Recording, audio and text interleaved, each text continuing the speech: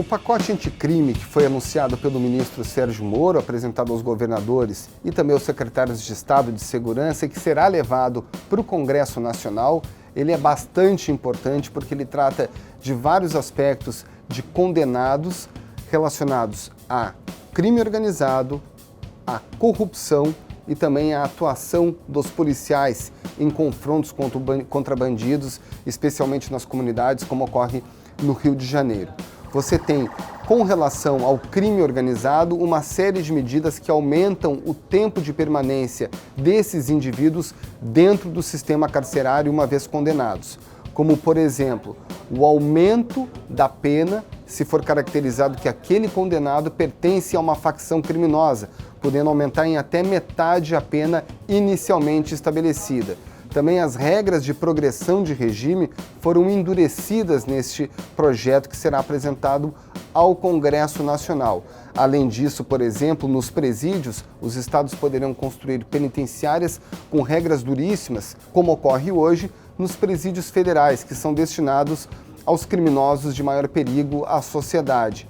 Você tem, com relação ao combate às organizações criminosas e também ao crime com fuzil, você tem uma grande polêmica. A polêmica diz respeito ao chamado excludente de ilicitude, que tem a ver com a legítima defesa. Com esse projeto, ele cria mecanismos de redução de pena ou até mesmo de não cumprimento de pena quando ficar caracterizado que aquele agente da lei, no caso um policial, estava sob forte impacto emocional ou sobre um justificado medo. Ou seja, um bandido com fuzil pode representar um medo e pode ter levado, portanto, o policial a tomar uma atitude. De acordo com esse projeto, então haveria uma redução da pena do policial. Isso é defendido pelo governador do Rio de Janeiro, Wilson Witzel, e também isso é uma bandeira da campanha de Jair Bolsonaro antes de ser eleito.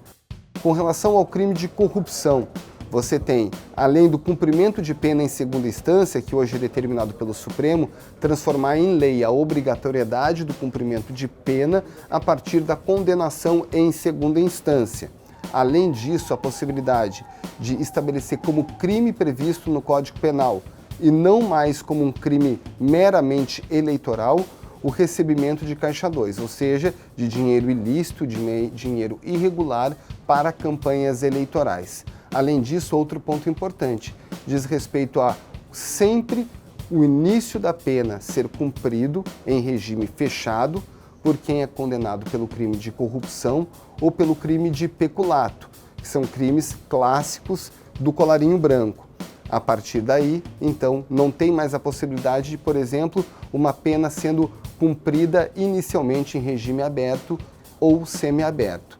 Uma outra possibilidade também que tem a ver com o crime de corrupção é a questão do chamado plea bargain, que é a capacidade de acordos de negociação entre o Ministério Público e o condenado, ou melhor, o acusado, antes mesmo do processo ser concluído.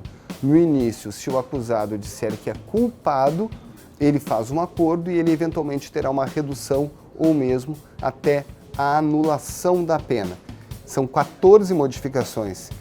No Código Penal, no Código de Processo Penal, certamente haverá polêmica em relação a alguns dos casos. Você tem, por exemplo, essa questão do excludente de ilicitude, que será bastante debatida na sociedade, e você também tem a questão do cumprimento da pena em segunda instância, que é um dos temas mais importantes e que tem grandes resistências entre os advogados criminalistas, porque dizem que o cumprimento da pena deve ser sempre feito ao fim do trânsito em julgado para garantir o devido respeito ao processo legal e ao direito de defesa. Então, existe controvérsia, lembrando que no Supremo, por 6 votos a 5, a última decisão, na verdade são 3 decisões consecutivas, o Supremo determinou que pode ser preso em segunda instância. Com o projeto, deve ser preso em segunda instância.